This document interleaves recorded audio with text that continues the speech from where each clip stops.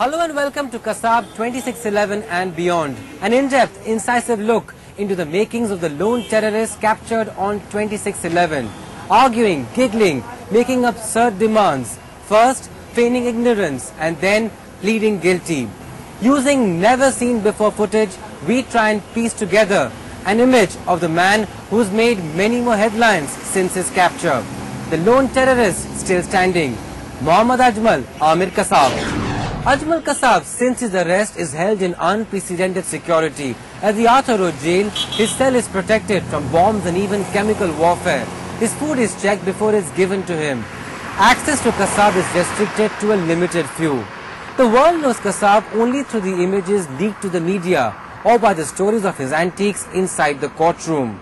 So is Kasab a cocky young man, or is he a well-trained, indoctrinated terrorist who can pick up arms and wage war? We try to figure just that out by delving into our own experiences or by looking at Kasab through the eyes of witnesses who testified against him. And of course, by hearing Kasab speak in his own voice.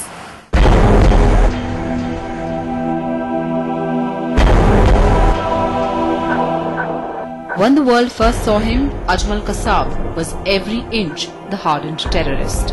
He and his colleague Ismail had just finished their bloody business in the CST railway station.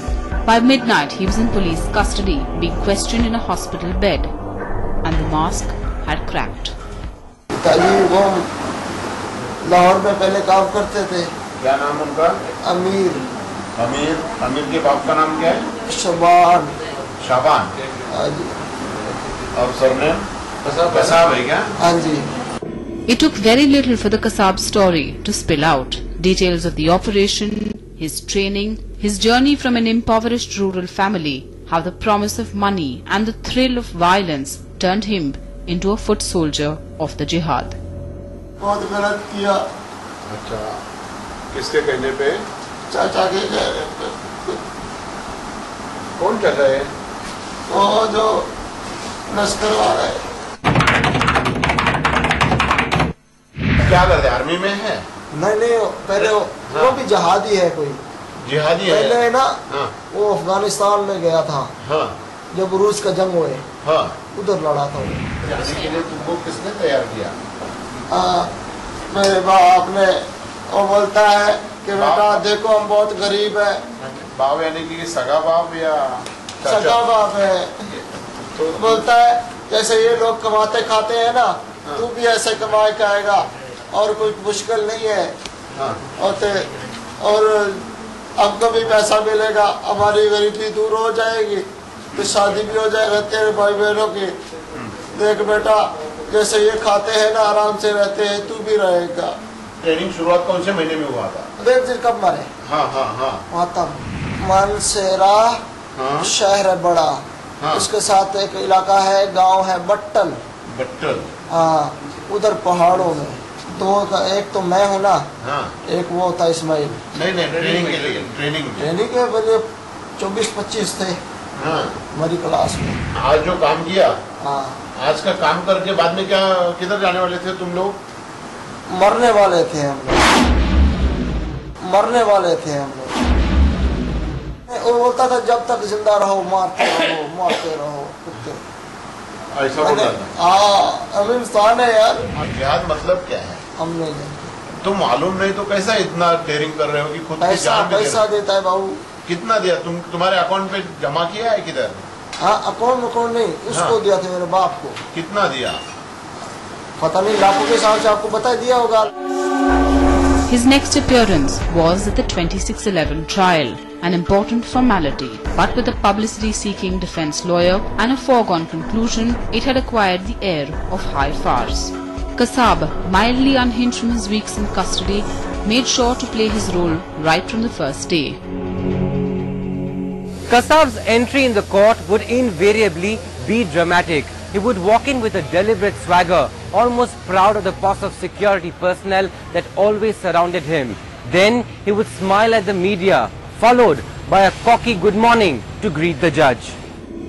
Over the next few months, as Kasab was confronted by evidence of his terrible crime, he wept, laughed, giggled, or even tuned off.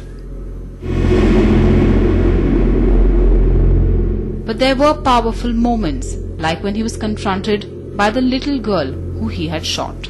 आप जब court में गई, उसको देखा सामने, वो कैसे लग रहा था? वैसे ही उस दिन देखा था वैसे लग रहा था? उस दिन के जैसे नहीं लग रहा था, वो बहुत नीचे गिरा हुआ था, पागल टाइप में। ऐसा लग रहा था कोई एक मारेगा गिर जाएगा। लेकिन वो आपको घूर रहा था? हाँ नहीं, नीचे मुंह डाल दिया था उसने। देखा भी नहीं आपके पास? नहीं, ऊपर नहीं देख पाया। वो सीट नीचे बैठा था ऐसे। कैसे? ऐसे सीट पे बैठा था पैर लग के। और वो आपकी तरफ देखा उसने? नहीं, नीचे मुंह डाला ऐसे। As the novelty had worn off and Kassab admitted his guilt, he asked to be sentenced to death. He is feeling frustrated. See, in that isolated cell, there is a camera to watch his movements. There is nobody to talk to. So whatever he is doing is being watched outside by the security guards. So he is absolutely, he doesn't know what to do. He can't read. There is no reading material available to him. There is no human being to talk to. But the formality of the trial needed to go on, even if with the flimsy defense. Even according to the court, he is 21 years old only. And 21 years old is a very impressionable age. And entire thing depends on the brainwashing process, the indoctrination and all those things. So the varying moods of Kassab, every day he comes in a different mood, shows that he is very vulnerable. Towards the final stretch, Kassab stirred to life when the prosecution played the audio of the handlers from Pakistan, asking the terrorists in Nariman House to negotiate the release of a captured terrorist. Ask him what does he want. कल हमारा बंदा 4 के साथ पकड़ा है, वो छुड़वाई लीवी साहब को बोलो वो बंदा मेरे सामने पेश करे, मैं सबको लीवी साहब के पास छोड़ता हूँ।